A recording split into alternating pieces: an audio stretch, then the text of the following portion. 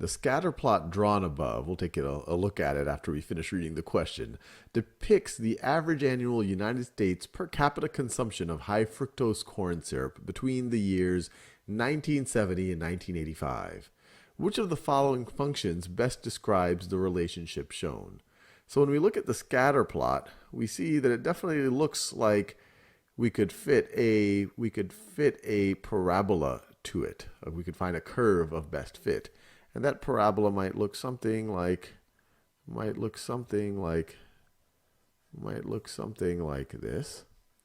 Again, I'm just kind of estimating it, trying to draw a parabola with my hand. This is going to be a hand-drawn parabola, but it's going to look something like that. And what they're saying is, look, they've given us some candidates, some quadratic functions that would describe this curve of best fit, or this parabola of best fit. And so which of these could it be?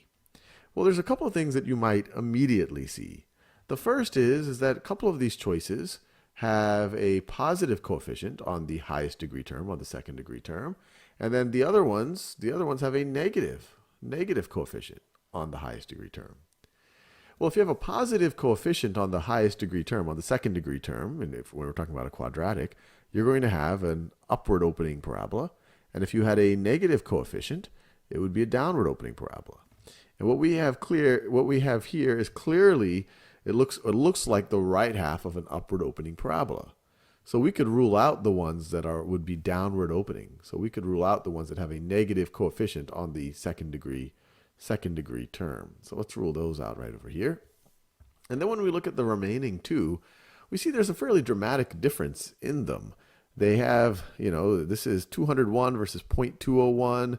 264 versus 0.264, 969 versus 0.969. And so we could really look at our curve right over here and get a sense of, and test some points. So if you look at, well, maybe the easiest one is to actually test when x is equal to 0. So when x is equal to 0, depending on how we draw our curve, our y is going to be pretty low. Our y is going to be close to 0. I'll just write close is going to be close to 0. It's going to definitely be below 5. It's going to be probably definitely below 2. So let's see which of these choices describe that. So when x is 0 here, this term goes away, this term goes away, and we're left with 0.969. So y would be 0. So this has the point 0, 0.969 on it, which seems pretty close to our criteria that, hey, we want when x is 0, y is pretty close to 0. Let's see this one. This choice right over here, when x is 0, this term goes away, this term goes away, y is 969. So here, if you picked this choice right over, this is not close to 0. This is nowhere. This actually would be off the charts right over here, the point 969. It wouldn't even fit on that graph. So you can definitely